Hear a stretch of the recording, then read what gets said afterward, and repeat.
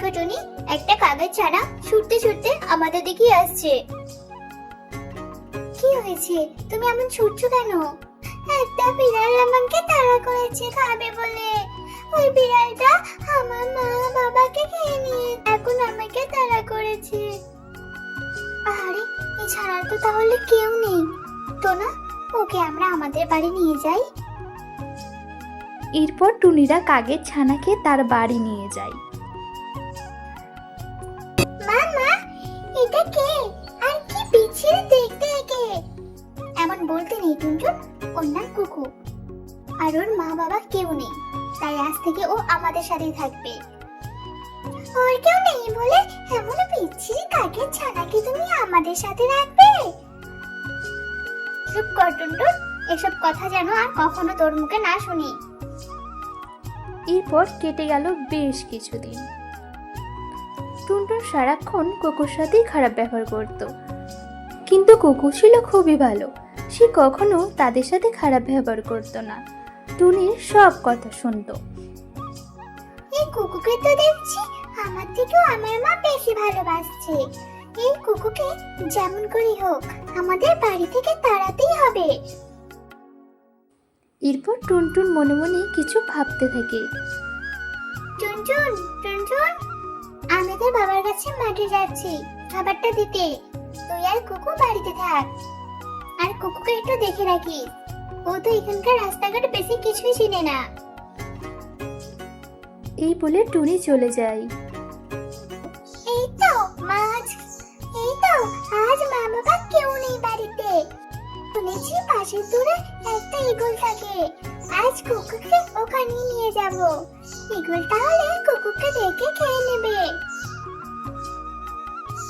কুকু কুকু, চো আজ তোকে নিয়ে আমি জঙ্গলে ঘুরে আসি।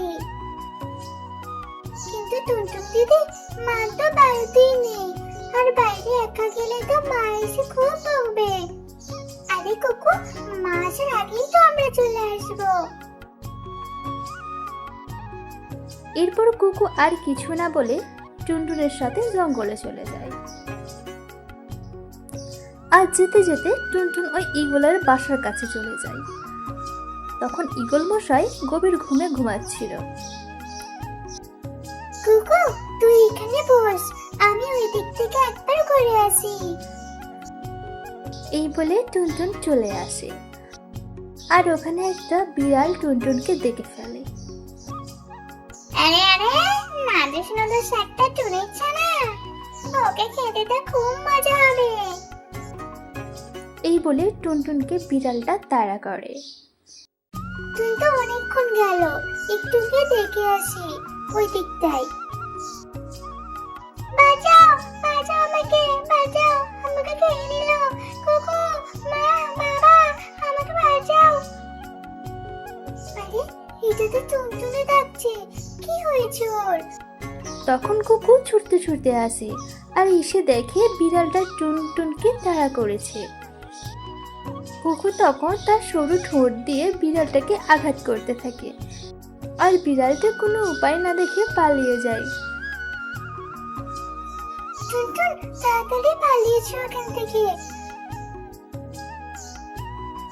কুকু, তুই আমাকে বাঁচালি, আর আমি তোকে মারতে এখানে নিয়ে এসেছিলাম।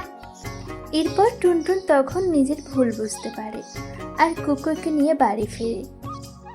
তারপর থেকে টুনটুন আর কুকুর সাথে কোনো খারাপ ব্যবহার করতো না, দুজনে দুই বোনের মতো থাকতো।